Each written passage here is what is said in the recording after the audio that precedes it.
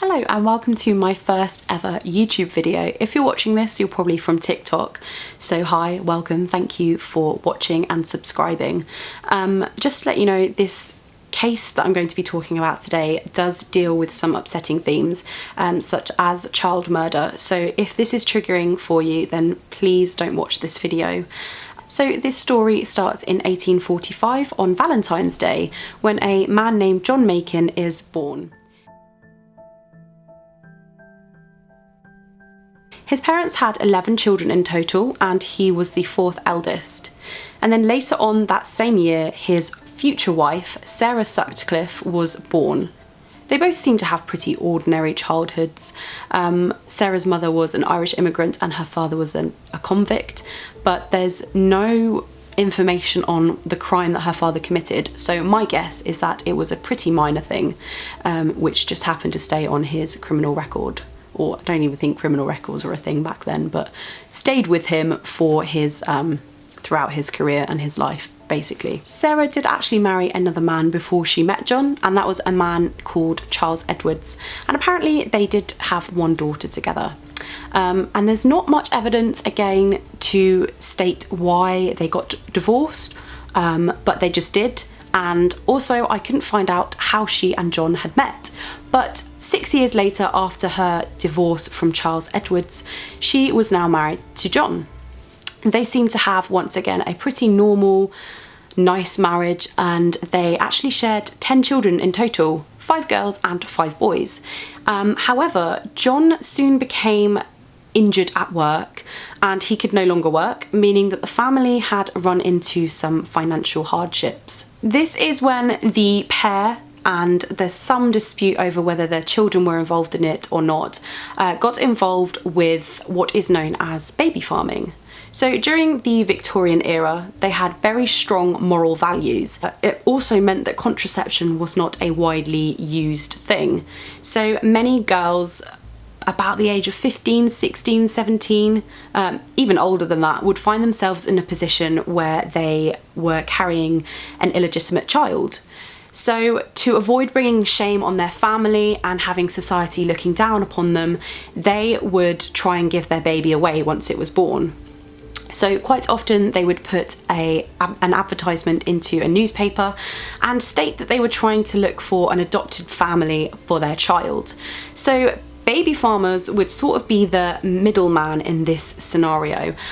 They would take the child off the young girl and promise to find them a suitable adoptive family, probably older, richer and married, and they would ask for a lump sum from the young girl. So they would pay maybe, I don't know, £300, and the baby farmer would take the child and look after it for a couple of days until they found, like I said, a suitable family. However, baby farmers started to realise that it was far more economical to just get rid of the child almost immediately.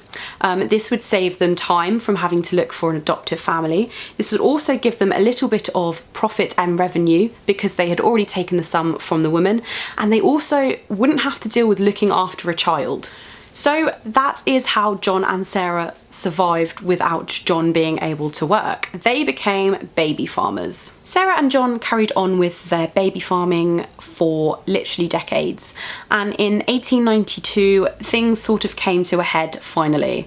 A young lady named Amber Murray, who was about 18 years old, had placed an advert in the Sydney Morning Herald saying that she needed to find a suitable adoptive family for her young baby. So the Makins had sent their eldest daughter, or sorry, one of the elder daughters, to go and pick up this baby. His name was Horace, and to get a sort of deposit from Amber. So Amber paid the family £3. I looked it up, and this is apparently equivalent to £400 in today's society, once you factor in inflation, etc. I don't know how accurate that is, but just to give you a rough idea of how much she gave the Makins to look after her child. Amber also had to pay them child support for the few days that they were going to look after Horace until they found a family for him, and as you will later find out, this never happened. So as I said, Amber continued to pay child support to the Makins. but she would also ask to see her son since he wasn't getting adopted. But the Makins always refused this and always came up with an excuse. Well, John always came up with an excuse. So immediately Amber started to be really suspicious of the family and alarm bells started to ring. It was at this point that the Makins decided that it was all getting a bit too much for them and they had to flee to a different town to avoid Amber's constant questioning. They just basically were so frightened that they were going to get caught and they would be sent to prison. Amber apparently turned up to the address that they had given her, and it turned out that they had moved, which was nothing new for the Makins.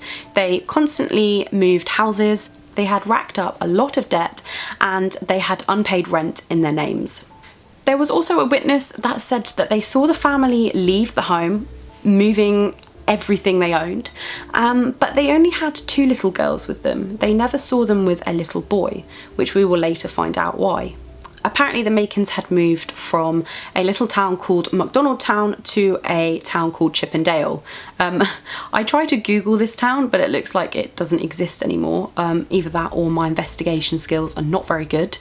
So I can't tell you the distance between the towns, but it did eventually catch up with them. It was that very same year that a workman was working on a drain when he found 2 baby infants dead blocking the drain.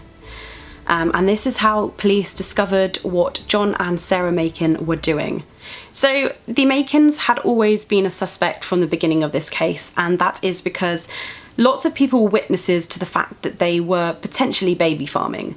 They often had children in their care and then the children would just disappear. So people did become suspicious, and of course they informed the police of their suspicions. So the police had found their suspects at this point, but they were a bit concerned because they didn't actually know where they lived, therefore they couldn't trace them. So the police decided to look up some tenancy records, and that is how they found out where the Makins now lived.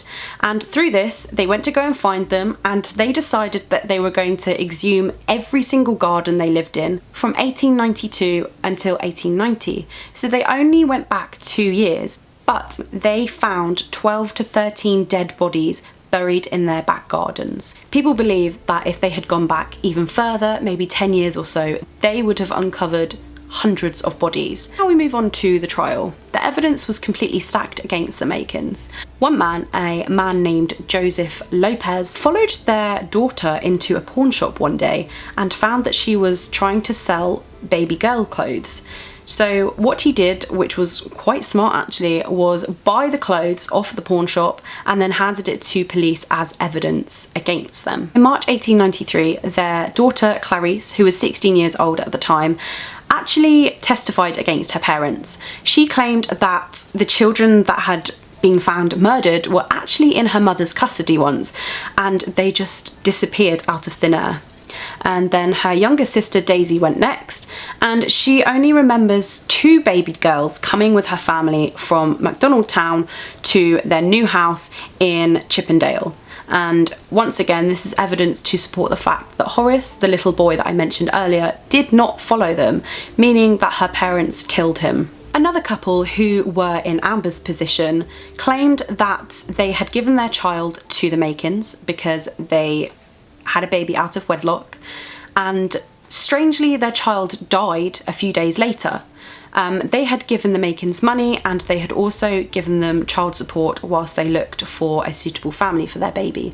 But then the Makins told them that their child had died, and they had a funeral for their baby, and the Makins didn't even turn up. Which, come on, if you were looking after this child for a few days, you would have that emotional bond with the baby and you would turn up to the funeral. But they didn't, which again suggests that they were guilty. So despite all this evidence stacked against them and the fact that the police found 12 to 13 bodies, the Makins were only convicted of 1 death. 1. And the one they were convicted for was the death of baby Horace. So Amber was able to identify the clothing of her baby. She remembered what he was wearing the day she gave him to the Makins, and he was wearing those exact clothes when the police found his body. The police also examined his skull and they determined it to be a boy. obviously further evidence to suggest that it was Horace. And the final thing that made it clear in their minds that they found Horace was the fact that the hair on the dead body was that of Horace's. So Amber said that looked like his, and obviously with all the other evidence they agreed that this was baby Horace. So the couple were sentenced to death by the Supreme Court in New South Wales. But, however, the jury requested that Sarah be spared the death penalty. And the only reason I believe they did this is because back in those days, women were seen to be feminine and very delicate. And I think the jury really believed there's no way she could have done it, or if she did do it, it was because her husband had persuaded her to do it. However, the judge who was on this case clearly didn't agree, because I will read a direct quote from him to you now. So this was Matthew Henry Stephen. "You took money from the mother of this child. You beguiled her with promises which you never meant to perform, and which you never did perform, having determined on the death of the child. You deceived her as to your address, and you endeavoured to make it utterly fruitless that any search should be made, and finally, in order to make detection impossible, as you thought, having bereft it of its life, you buried this child in your yard as you would the carcass of a dog. No one who has heard the case but must believe that you were engaged in baby farming in its worst aspect. 3 yards of houses in which you lived testify, with that ghastly evidence of these bodies, that you were carrying on this nefarious, this hellish business of destroying the lives of these infants for the sake of gain." So after 2 attempts of pleading for mercy, John Makin was sentenced to death, and on August 15th, 1893, he was sent to the gallows to be hung. And I feel like people aren't going to like this, because I didn't like it, but Sarah was indeed spared the death penalty. She was sentenced to life imprisonment with hard labour as her punishment, but in 1911 she was actually released. Apparently her daughters fought really hard for her to be released. So in 1918 she died, and she was buried just 7 years after she was released. And that is the story of the Makins, a very heinous, murderous duo. So of course the death of a child is never okay, but thankfully, this did lead to something good. So the Australian government realised that they could never let this happen again. So in 1892, the Children's Protection Act was introduced. The purpose of this act was to make sure that children from destitute circumstances or orphan children were to be awarded to the state. So yeah, a very horrible case, but I do hope you liked it, and I hope you enjoyed the research that I put into this case, and I will see you in the next video.